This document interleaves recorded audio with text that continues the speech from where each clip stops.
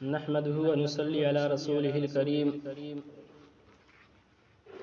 اما بعد، سب سے پہلے مشیت کے انوار سے نقش روئے محمد بنایا گیا۔ سب سے پہلے مشیت کے انوار سے نقش روئے محمد بنایا گیا، پھر اسی نقش سے مانگ کر روشنی بزم کون و مکان کو سجایا گیا۔ وہ محمد بھی احمد بھی محمود بھی، وہ محمد بھی احمد بھی محمود بھی، حسن مطلق کا شاہد بھی مشہود بھی، جس کے دامن میں جنت سجائی گئی، جس کے ہاتھوں کوثر لٹایا گیا۔ میرے عزیز ساتھیو، کوئی شخص دنیا کے اندر ختم رسول کی سیرت بیان کرنے کا حق ادا نہیں کر سکتا۔ میں جتنی مرضی دعوے کروں کہ میں ختم رسول کی سیرت بیان کروں گا، کہ میں ختم رسول کے معجزات ذکر کروں گا، میں ختم رسول کے کمالات کا احاطہ کروں گا، میں ختم رسول کے اخلاق و اطوار ذکر کروں گا، میں جتنی مرضی دعوے کروں، لیکن حقیقت یہ ہے کہ ختم رسول کی جتنی عظمتیں، رفعتیں اور بلندیاں ہیں، ختم رسول کے جتنے کمالات و محاسن ہیں، دنیا میں کوئی ایسا شخص نہیں ہے کہ جو اس کا احاطہ کر سکے۔ اور دنیا میں اردو اور عربی کی ڈکشنری میں، اردو اور عربی کی لغت میں کوئی ایسا لفظ ایجاد نہیں کیا گیا جس لفظ میں ختم رسول کی کمالات کا احاطہ کیا گیا۔ کمالات سارے پیچھے رہ گئے، الفاظ سارے پیچھے رہ گئے، معانی سارے پیچھے رہ گئے، محاورات سارے پیچھے رہ گئے، لیکن میرا نبی آگے چلا گیا۔ اسی کو تو دیکھ کر مولانا مناظر احسن گیلانی رحمت اللہ علیہ نے فرمایا ہے کہ یوں آنے کو تو سب آئے، لیکن جو بھی آیا وہ جانے کے لیے آیا، لیکن مکہ کے اندر ایک ایسا محمد عربی آیا جو آیا تو آتا چلا گیا، جو بڑھا تو بڑھتا چلا گیا، جو پھیلا تو پھیلتا چلا گیا، جو پھولا تو پھولتا چلا گیا۔ یہ میرے نبی کی شان ہے، یہ میرے نبی کی شان ہے۔ ہر شخص نے اپنے اپنے انداز میں میرے نبی کی سیرت بیان کی ہے۔ 1400 سال گزر چکے ہیں، لیکن ابھی تک میرے نبی کی سیرت کے اتھاہ سمندر کی گہرائی تک کوئی نہیں پہنچ سکا، لیکن پھر بھی اس نے مقام و مرتبہ حاصل کیا۔ دیکھیے، اگر ابو بکر رضی اللہ تعالی عنہ نے میرے نبی کی سیرت کے اتھاہ سمندر میں غوطہ لگایا تو صدیق اکبر بن گیا۔ اگر عمر فاروق رضی اللہ تعالی عنہ نے میرے نبی کی سیرت کے اتھاہ سمندر میں غوطہ لگایا تو قاتل سے عادل بن گیا۔ اگر عثمان غنی رضی اللہ تعالی عنہ نے میری نبی کی سیرت کے اتھاہ سمندر میں غوطہ لگایا تو ذو النورین بن گیا۔ اگر حضرت علی رضی اللہ تعالی عنہ نے میری نبی کی سیرت کے اتھاہ سمندر میں غوطہ لگایا تو اسد اللہ غالب بن گیا۔ اگر عبد الرحمن بن عوف رضی اللہ تعالی عنہ نے میری نبی کی سیرت کے اتھاہ سمندر میں غوطہ لگایا تو عشرہ مبشرہ میں سے بن گیا۔ اگر امیر معاویہ رضی اللہ تعالی عنہ نے غوطہ لگایا تو کاتب وحی بن گیا۔ اگر ابن عباس رضی اللہ تعالی عنہ نے غوطہ لگایا تو مفسر قرآن بن گیا۔ اگر ابن مسعود رضی اللہ تعالی عنہ نے میرے نبی کی سیرت کے اتھاہ سمندر میں غوطہ لگایا تو محدث اعظم بن گیا۔ اگر ابو ہریرہ رضی اللہ تعالی عنہ نے میرے نبی کی سیرت کے اتھاہ سمندر میں غوطہ لگایا تو حافظ الحدیث بن گیا۔ اگر حنظلہ رضی اللہ تعالی عنہ نے میرے نبی کی سیرت کے اتھاہ سمندر میں غوطہ لگایا تو بصیر الملائکہ بن گیا۔ میں اس سے بھی آگے چلتا ہوں، اگر ابو حنیفہ رحمت اللہ علیہ نے میرے نبی کی سیرت کے اتھاہ سمندر میں غوطہ لگایا تو فقاہت کا امام بن گیا۔ اگر امام مالک رحمت اللہ علیہ نے میرے نبی کی سیرت کے اتھاہ سمندر میں غوطہ لگایا تو حق اور صادق بن گیا۔ اگر امام احمد بن حنبل رحمت اللہ علیہ نے میرے نبی کی سیرت کے اتھاہ سمندر میں غوطہ لگایا تو استقامت کا شہنشاہ بن گیا۔ اگر عبید اللہ سندھی رحمت اللہ علیہ نے میرے نبی کی سیرت کے اتھاہ سمندر میں غوطہ لگایا تو مجاہد بن گیا۔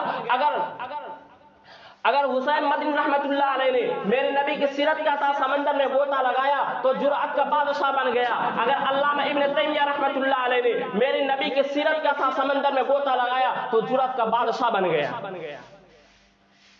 میں اس سے بھی آگے چلتا ہوں کہ اگر قاسم نانوتوی رحمت اللہ علیہ نے میرے نبی کی سیرت کا تھا سمندر میں غوطہ لگایا تو علم و حکمت کا عرفان اور جنگ آزادی کا ہیرو بن گیا.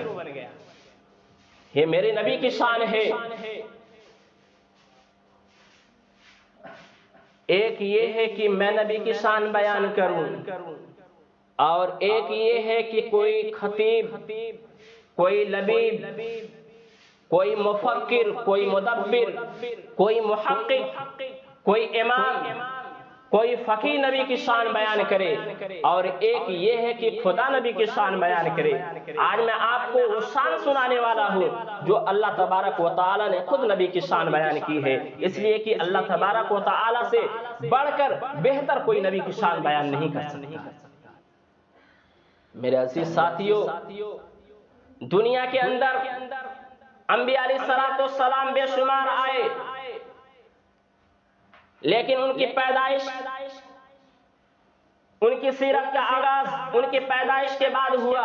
دیکھیے حضرت آدم علیہ الصلوۃ والسلام دنیا میں تشریف لائے، ان کی سیرت کا آغاز ان کے پیدائش کے بعد ہوا.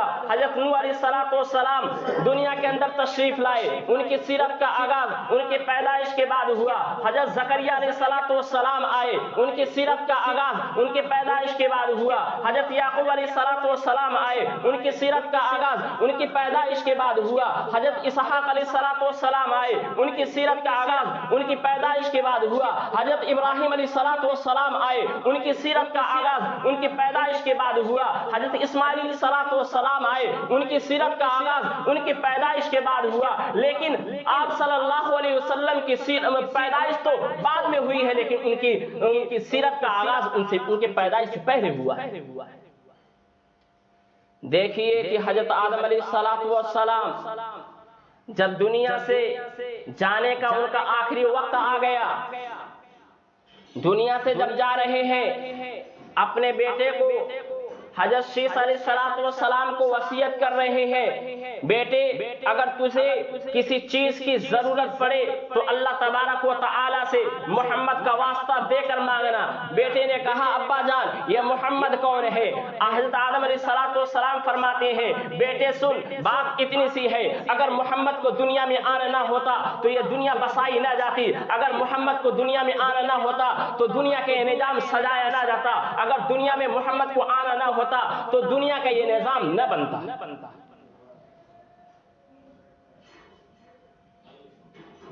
یہ میرے نبی کی شان ہے. اسی کو اللہ تبارک و تعالی نے فرمایا وَرَفَعْنَا لَكَ ذِكْرَكَ، اے پیغمبر ہم نے آپ کی شان کو اونچا کر دیا، ہم نے آپ کے ذکر کو اونچا کر دیا، ہم نے آپ کی بات کو، آپ کے اخلاق کو اونچا کر دیا. سیدہ عائشہ صدیقہ رضی اللہ تعالی عنہا سے کسی شخص نے پوچھا، ان سے پوچھا گیا کہ اماں جان نبی صلی اللہ علیہ وسلم کی سیرت بیان کرو. اماں نے فرمایا کہ قرآن نہیں پڑھتے ہو. لوگوں نے کہا قرآن پڑھتے ہیں. اماں عائشہ رضی اللہ تعالیٰ فرماتی ہیں کہ قرآن کھولو، قرآن کے ہر صفحے پر، ہر سطر پر محمد کا حسن و جمال پڑا ہوا ہے. تو میں اسی قرآن سے پوچھنا چاہتا ہوں کہ اے قرآن تو اپنے نبی کی سیرت بیان کر، اپنے نبی کا تعارف بیان کر. تو قرآن کہتا الم یجدک یتیما فآوا. تو قرآن اللہ کے رسول صلی اللہ علیہ وسلم اپنے نبی کا تعارف کراتا ہے، یتیمن سے کراتا ہے. قرآن کے ہر لفظ میں محمد کا حسن بکھرا پڑا ہے. دیکھیے کہ اگر آپ صلی اللہ علیہ وسلم کے چہرے کی باری آئی تو قرآن نے والضحیٰ کہا. اگر آپ صلی اللہ علیہ وسلم کی زلفوں کی باری آئی تو قرآن نے واللیل کہا. اگر آپ صلی اللہ علیہ وسلم کی سینے کی باری آئی تو قرآن نے الم نشرح لک صدرک کہا. اگر آپ صلی اللہ علیہ وسلم کی زبان کی باری آئی تو قرآن نے لا تحرک بہ لسانک لتعجل بہ کہا. اگر آپ صلی اللہ علیہ وسلم کی آنکھوں کی باری آئی تو قرآن نے ما زاغ البصر کہا. اگر آپ صلی اللہ علیہ علیہ وسلم کی ہاتھوں کی باری آئی تو قرآن نے وما رمیت اذ رمیت کہا. اگر آپ صلی اللہ علیہ وسلم کے اخلاق کی باری آئی تو قرآن نے انک لعلی خلق عظیم کہا. اگر آپ صلی اللہ علیہ وسلم کی رحمت کی باری آئی تو قرآن نے کہا وما ارسلناک الا رحمتا للعالمین. اگر آپ صلی اللہ علیہ وسلم کی قیادت کی باری آئی تو قرآن نے انا ارسلناک شاہدا کہا. اگر آپ صلی اللہ علیہ وسلم کی خوشی کی باری آئی تو قرآن نے مبشرا کہا. اگر آپ صلی اللہ علیہ وسلم کے شہر کی باری آئی تو قرآن نے لا اقسم بہذا البلد کہا. اگر آپ صلی اللہ علیہ وسلم کے زمانے کی باری آئی تو قرآن نے والعصر کہا.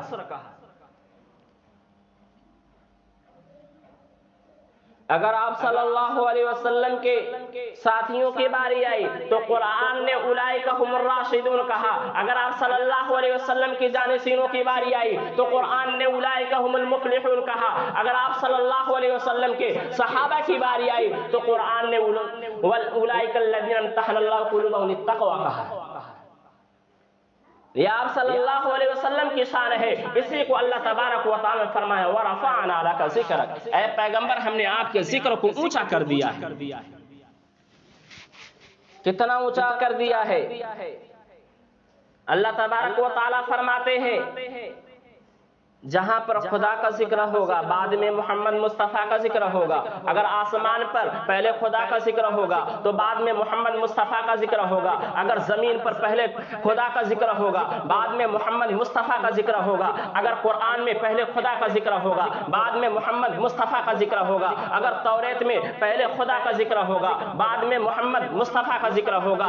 اگر زبور میں پہلے خدا کا ذکر ہوگا بعد میں محمد مصطفیٰ کا ذکر ہوگا. اگر انجیل میں پہلے خدا کا ذکر ہوگا بعد میں محمد مصطفیٰ کا ذکر ہوگا. اگر اذان میں پہلے خدا کا ذکر ہوگا بعد میں محمد مصطفیٰ کا ذکر ہوگا. اگر نماز میں پہلے خدا کا ذکر ہوگا تو بعد میں محمد مصطفیٰ کا ذکر ہوگا. اگر درود میں پہلے خدا کا ذکر ہوگا تو بعد میں محمد مصطفیٰ کا ذکر ہوگا. میرے عزیز ساتھیوں آپ صلی اللہ علیہ وسلم کے بارے میں اللہ تبارک و تعالی نے فرمایا وَرَفَعْنَا لَكَ ذِكْرَكَ. اے پیغمبر ہم نے آپ کی شان کو اونچا کر دیا, آپ کے ذکر کو اونچا کر دیا. اتنا اونچا کر دیا کہ کفار مکہ پیغمبر کی اولاد کی وفات کے وقت خوشیاں منا رہے ہیں. آپ صلی اللہ علیہ وسلم کو اللہ تبارک و تعالی نے 3 صاحبزادے اور 4 صاحبزادیاں عطا فرمائی. ایک بیٹے کا نام قاسم, دوسرے کا نام طاہر طیب, تیسرے کا نام ابراہیم. آپ صلی اللہ علیہ وسلم نے 3 بیٹے عطا فرمائے. ایک بیٹا پہلے چل بسا, دوسرا بیٹا بھی چل بسا, تیسرا بیٹا حضرت ابراہیم یہ بھی بیمار ہو گیا. جب آپ صلی اللہ علیہ وسلم کے ساتھ چلنے پھرنے کے قابل ہوا, آپ صلی اللہ علیہ وسلم کے ساتھ گھوڑے پر بیٹھنے کے قابل ہوا تو یہ بھی بیمار ہو گیا. جب حضرت ابراہیم بیمار ہو گئے تو کفار مکہ مذاق اڑانے لگے, نعوذ باللہ آپ صلی اللہ علیہ وسلم کی کوئی اولاد نہیں رہے گی تو آپ کا نام بھی نہیں رہے گا, آپ کا دین بھی نہیں رہے گا, آپ کا نام لینے والا کوئی نہیں رہے گا. یہاں تک کہ حضرت ابراہیم کی بہت زیادہ حالت خراب ہو جاتی ہے. آپ صلی اللہ علیہ وسلم ان کو اپنے گود میں لٹاتے ہیں اور فرماتے ہیں یا ابراہیم انا بفراقک لمحزونین. اے ابراہیم آپ کے فراق میں ہم پریشان ہیں, آپ کے جدائیگی میں ہم پریشان ہیں. جب ان کی بھی وفات ہو جاتی ہے تو کفار مکہ کے بڑے بڑے سردار, بڑے بڑے لیڈران دارالندوا میں میٹنگ بلاتے ہیں. یہ دارالندوا کون سی جگہ ہے؟ جس طرح ہندوستان کے اندر ہمارا پارلیمنٹ ہے, سپریم کورٹ ہے, ہائی کورٹ ہے, تو اسی طرح عرب کا وہ سپریم کورٹ کہہ لیجئے یا ہائی کورٹ کہہ لیجئے, اسی کے اندر میٹنگ ہوتی تھی, اسی کے اندر حکم جاری ہوتا تھا, اسی کے اندر مذاکرے ہوئے کرتے تھے, اسی کے اندر فیصلہ ہوا کرتا تھا. تمام کے تمام سرداران اسی کے اندر جمع ہیں. کیا کہہ رہے ہیں کہ آپ صلی اللہ علیہ وسلم کی کوئی اولاد نہیں رہی, آپ کا نام لینے والا کوئی نہیں رہے گا, آپ کا دین بھی باقی نہیں رہے گا, آپ کا دین بھی باقی نہیں رہے گا.